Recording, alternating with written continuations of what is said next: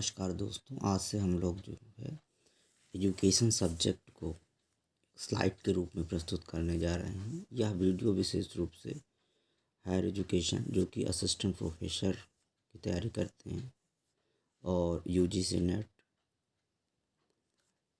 PGT education तथा rate research से संबंधित विद्यार्थियों के लिए विशेष रूप से लाभदायक सिद्ध होगी। हमें विश्वास है कि ये हमारा प्रयास आप लोगों के परीक्षाओं की तैयारी के लिए बहुत ही लाभदायक सिद्ध होगा। तो आइए हम लोग शुरू करते हैं। आज हम लोग शुरू करते हैं शिक्षा के दार्शनिक एवं सामाजिक आधार से संबंधित video, philosophical and sociological foundation of education. इसके अंतर्गत हम लोग दर्शन की बात करते हैं। दर्शन मनुष्य के चिंतन की उच्चतम सीमा है। इसमें संपूर्ण ब्रह्मांड, सृष्टि, सृष्टा, आत्मा, परमात्मा, जीव जगत, ज्ञान, अज्ञान आदि का तार्किक विवेचन किया जाता है। उपनिषद के अनुसार दृश्यते अनेन इति दर्शनम। प्लेटो के अनुसार पदार्थों के सनातन स्वरूप का ज्ञान प्राप्त करना ही दर्शन है। कोई भी दार्शनिक विचारधारा होता है तो उसके तीन मुख्य भाग होते हैं। एक तत्व मीमांसा होती है, ज्ञान मीमांसा होती है और मूल मीमांसा होती है। तत्व मीमांसा, ज्ञान मीमांसा और मूल मीमांसा के मिलने से दर्शन का निर्माण होता है। तत्व मीमांसा, मेटाफिजिक्स, ये ग्रीक भाषा के मेटा और फिजिक्स दो शब्दों के मिलने से बना हुआ है। मेटा का अर्थ होता है के परे और फिजिक्स का अर्थ है भौतिक, अर्थात भौतिक से परे।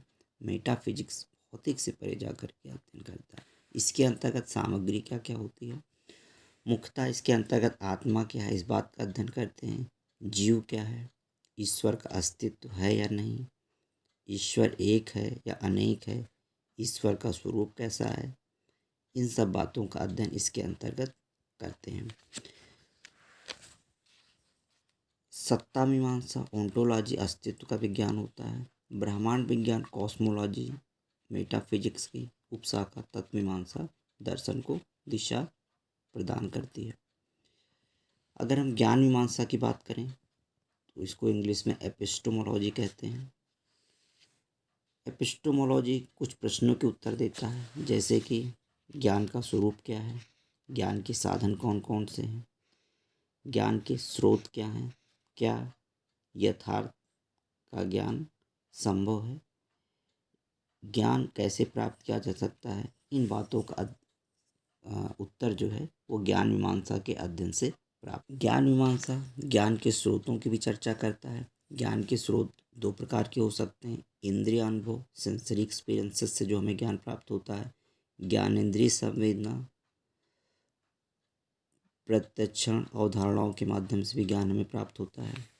साक्ष्य भी एक माध्यम हो सकता है, जब दूसरे के ज्ञान के आधार पर हम किसी बात को मानते हैं। जैसे हमने अमेरिका नहीं देखा परंतु दूसरों के कहने पर विश्वास कर लिया, तो ये साक्ष्य का उदाहरण हुआ।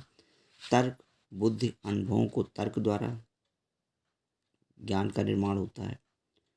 अंतज्ञान, इंट्यूशन, तथ्य का अपने मन में पाया जाने वाला ज्ञान अंत प्रज्ञा या अंतज्ञान कहलाता है। ज्ञान के उपकरण क्या हो सकते हैं? अनुभववाद, अंत प्रज्ञावाद। देवी ज्ञान सत्य है क्योंकि ईश्वर द्वारा मानव में प्रचारित है। सत्तावादिता, सत्ता प्रमाणित, जैसे वेद, बाइबल आदि। अब हम लोग मूल मीमांसा की चर्चा करते हैं। मूल मीमांसा दो शब्दों से मिलकर बना है, एक्सियो और लॉगी। एक्सियो का अर्थ होता है मूल और लॉगी का अर्थ होता है विज्ञान, अर्थात मूल्य का विज्ञान, यानी वैल्यूज का अध्ययन इसमें करते हैं। इसमें मुख्यतः शिक्षा के अनुशासन का बोध होता है। इसकी उपशाखा नीति शास्त्र, सौंदर्य शास्त्र होती है। नीति शास्त्र को एथिक्स कहते हैं, सौंदर्य शास्त्र को इंग्लिश में एस्थेटिक्स कहते हैं।